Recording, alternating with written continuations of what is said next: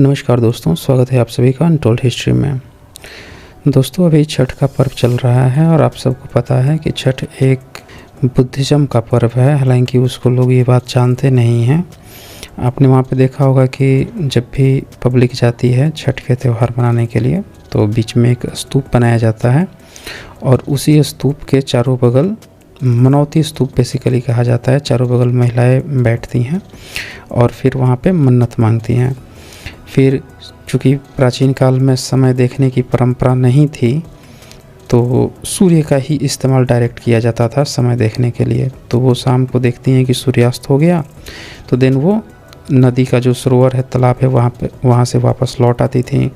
And then फिर सुबह में जाकर जब सूर्योदय होता था तो उसके साथ ही वो अपने उपवास को तोड़ती थी। तो ये परंपराएं छठ पे चल रही है।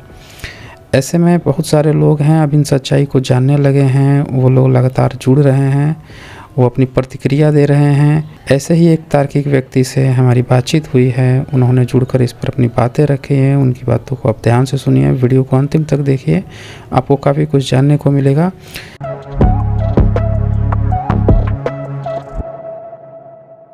जी, राजेंद्र यादव जी, बताएं कैसे हैं आप? मेरी आवाज आ रही है सर? हाँ हाँ, हेलो। आपकी आवाज़ आ रही है। आपकी आवाज़ आ रही है। ओके सर, धन्यवाद सर आपको हाँ जी। और सुनने वालों को भी जय भीम, नमो हाँ, जय बुद्धाय, भीम। जोहार। मैं झारखंड से हूँ हाँ। सर, कोडरमा जिला से। Okay okay okay. ये सर जी बताएं। धार्मिक किताबें जितना भी है कोई पढ़ता तो नहीं है। अगर पढ़ ले एक बार तो सही तौर पर जो आप बता रहे हैं निश्चित तौर पर उसको पढ़ने के बाद समझ में आता है। जैसे हम आपका वीडियो देखने के बाद बहुत सारे किताबें मंगाए हैं, चाहे वो धार्मिक हो या राजेंद्र जी की किताबें हो या राजेश पटेल जी का हो या सुरेंद्र आजाद जी का हो। इन तमाम किताबों और जो धार्मिक किताबें हैं सर, बहुत धार्मिक किताबों में इतना गलत सलत भाषा लिखे हुए हैं।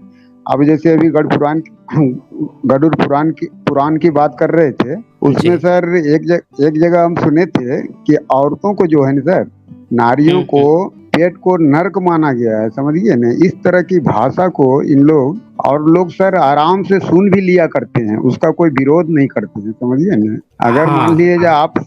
आप सवाल करने जाइएगा उन लोगों से तो हम ही लोग का जो समाज के लोग हैं, हम ही लोग का जैसे पिछड़े वर्ग के लोग हैं या SC ST वर्ग के लोग हैं, वही सवाल हम लोग के ऊपर खड़ा कर देते हैं। उन लोग सवाल नहीं खड़ा करते हैं।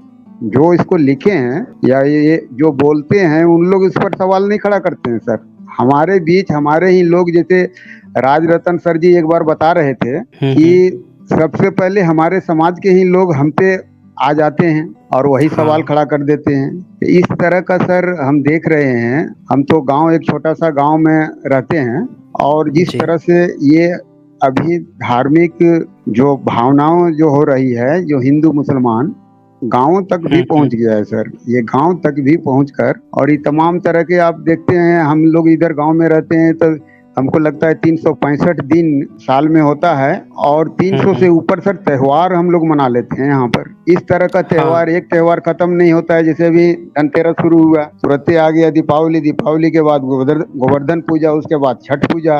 लेकिन इस तरह के तमाम तरह के त्यौहार को भी लोग मान ही लेते हैं। इतना इतना रुपया जो बर्बाद करते हैं सर, तो हम सवाल खड़ा करते हैं कि भाई इतने इतने रुपये को जो बर्बाद करते हो, आप अपने बाल बच्चे को अच्छे स्कूल, अच्छा संस्कार अगर देंगे वो पैसे से, तो निश्चित तौर पर वो आपका एक ज्ञान का भंडार अगर मान लिया जाए। नौकरी के लिए तो छोड़ दीजिए आप, लेकिन किसी से अगर बात करे तो आंख से आंख मिलाकर बात करे ताकि उसको भी लगे न कोई इस गांव में भी बात करने वाले लोग हैं। लेकिन इस तरह के बात सर क्या बताएं, जिसमें उस जमाने में 1947 के पहले बोलिए, उस जमाने में डॉक्टर बाबा साहब अम्बेडकर ने जो सब चीज पर रिसर्च करके और जो किताबें लिखे हैं और सभी धर्मों पर वो रिसर्च किए, सभी धर्मों को भी अनुभव करते हुए, और उसे लगा कि नहीं, हमारा जो प्राचीन जो धर्म है, जो हमारा भारत का जो धर्म था बुद्ध धर्म, वो सही है। और उसी को अगर हमारे समाज के लोग अगर धर्म चाहिए, वो मंदिर पर आंदोलन किए सर, पानी पर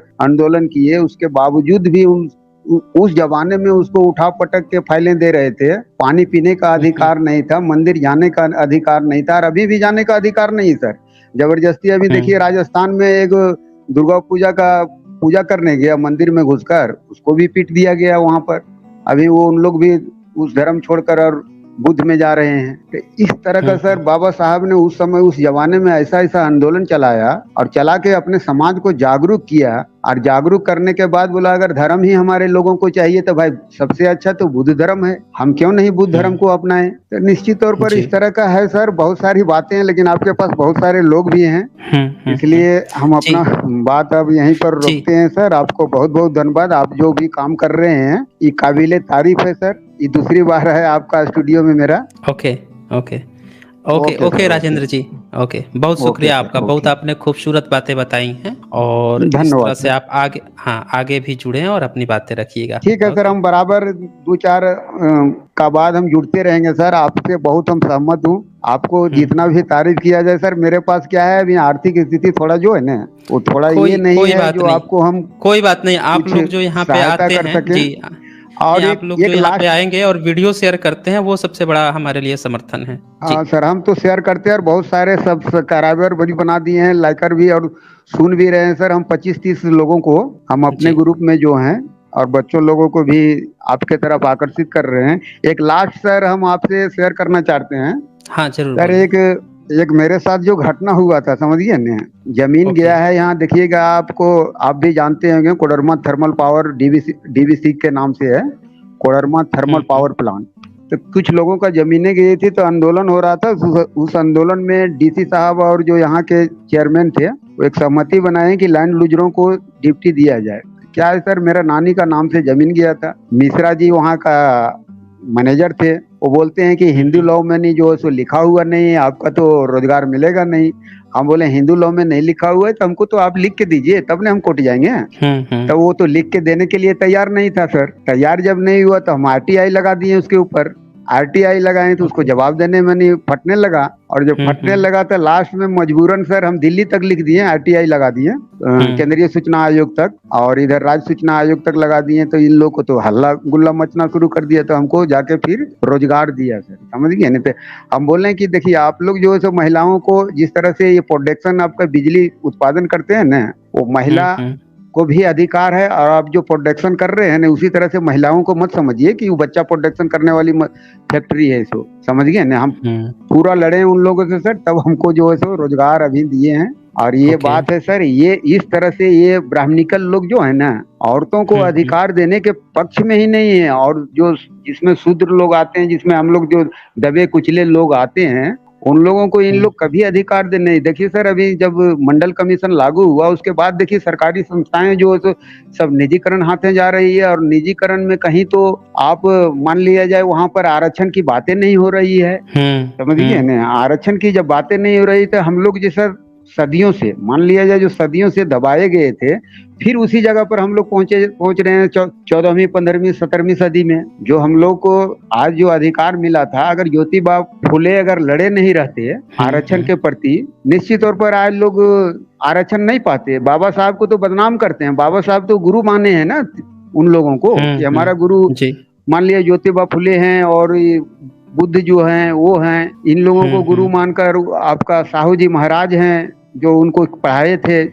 इन लोग जो है सर तब इस तरह का बातें हैं, और हमारे लोग जो है सो आरक्षण का विरोध कर रहे हैं। अभी जैसे सुदामा कोटा, आप बार बार बोल रहे हैं कि सुदामा कोटा पर कोई अंगुली नहीं उठाया, और मंडल कमीशन आने में पूरे देश में आगजनी हो गया, आगजनी हो गया था, और इतनी जाने चली गई थी जी, जाने चली गई थी सर। और बीपी सिंह को जिस समय उसका नारा निकाल दिया इन लोगों ने कि राजा नहीं रंक है, ये देश का कलंक है, बताइए अब उसको मतलब गुनाह हो गया कि मंडल कमीशन लागू करना, वो रंक बन गया। उसके पहले तो राजा थे।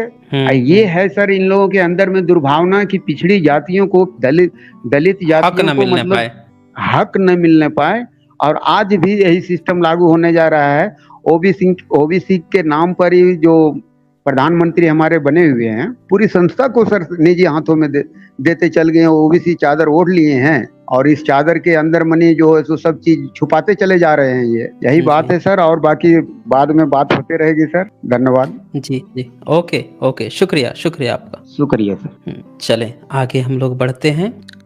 ये क्या लिखे हैं ये तो नहीं पढ़ पा रहा हूँ। ये लिखते हैं, ब्रिटेन का नया प्रधानमंत्री भी हरे लामा हले कृष्णा की धुन पर झूमने वाला बताया जा रहा है। हाँ तो बताएंगे ना ये लोग, ये तो वही प्रचार करेंगे। वहाँ पे कोई भी व्यक्ति अगर बन जा रहा है तो ये यहाँ पे क्यों नहीं बनने दिए थे? जब यहाँ पे कांग्रेस में कोई सोनिया गांधी कोई महोदया थी, उनके शायद बनने की बारी थी, तो उस पर तो ये लोग बड़ा कूद रहे थे कि वो विदेशी मूल की हैं, विदेशी मूल की हैं। जब वो यहाँ पे जीती थी, उनके बनने के चांस थे, तो वहाँ पे तो सब लोग बिफर गए थे कि विदेशी मूल की हैं। और वहाँ पे वो कोई व्यक्ति को, ब्रिटेन वाले तो फिर बड़े अच्छे हैं, जो किसी भारतीय को बिना उसकी मूलता देखते हुए कि कहाँ पे ओरिजिन है, उसको स्थान दे दिया। इसका मतलब कि वो व्यक्ति वहाँ की नागरिकता भी लिया होगा। वो व्यक्ति जो है वहाँ की नागरिकता लिया होगा, यानी कि वो ब्रिटेन का नागरिक है। अब भारत का तो नहीं बचा ना, वो तो वहाँ की नागरिकता ले लिया, तो वहाँ का हो गया ना फिर। तो इसमें यहाँ पे हरे रामा हरे कृष्णा कुछ भी कह ले, लेकिन अल्टीमेटली वो ब्रिटेन का नागरिक है और ब्रिटेन के नागरिक को ही वहाँ का प्रधानमंत्री बनाया जा सकता है, और उन लोगों ने बनाया है। ये उनकी अच्छाई की बात है कि वो बैकग्राउंड नहीं चेक करते हैं कि कहाँ का था, नागरिकता मिल गई डेढ़ चीज़ों के। लेकिन हम भारतीय कैसे हैं, हमें अपनी गिरबान देखनी चाहिए कि यहाँ पे जब कोई एक महिला प्रधानमंत्री बनने जाती है, वो यहाँ की वो है। मैं किसी राजनीति का समर्थन यहाँ पे नहीं कर रहा हूँ, सिर्फ प्रसंगवश उस घटना को याद कर रहा हूँ कि हम लोगों में से मैंने देखा था उस समय कि लोगों ने इस बात की चर्चा की थी कि वो विदेशी मूल की है, कैसे बन सकती है। तो ये हमें पहले अपने गिरबान में झांक लेना चाहिए कि हम किस गिरगिट तरह के लोग हैं और किस बात की फिर खुशियां मना रहे हैं जब ब्रिटेन में यही चीज हो रहा है। तो आगे बढ़ते हैं हम लोग। अच्छा, इसके बाद से यहाँ पे न्यू थॉट्स जो हैं वो लिखते हैं, सर आत्मा तो नरक में मनुष्य जैसा ही दिखाया है। हाँ, तो वहाँ पे अंधेरा दिखाना है ना वहाँ पे। अगर ये बात इसका मतलब कि जो गरुड़ पुराण लिख रहा था उसको या तो आत्मा के बारे में नहीं पता था, इसका तो यही मतलब हुआ, या तो उसके समय में गीता की रचना नहीं हुई थी कि आत्मा जो है उसको न सजा दी जा सकती है, ना उसको डुबा सकता, ना भिगो सकता है। जब गरुड़ पुराण लिखा गया था तब ब्राह्मण को या तो गीता का ज्ञान नहीं था, यही मतलब होगा ना। इस वीडियो को देखने के लिए बहुत बहुत शुक्रिया। जल्द ही मिलते हैं एक नए वीडियो के साथ। बहुत बहुत धन्यवाद।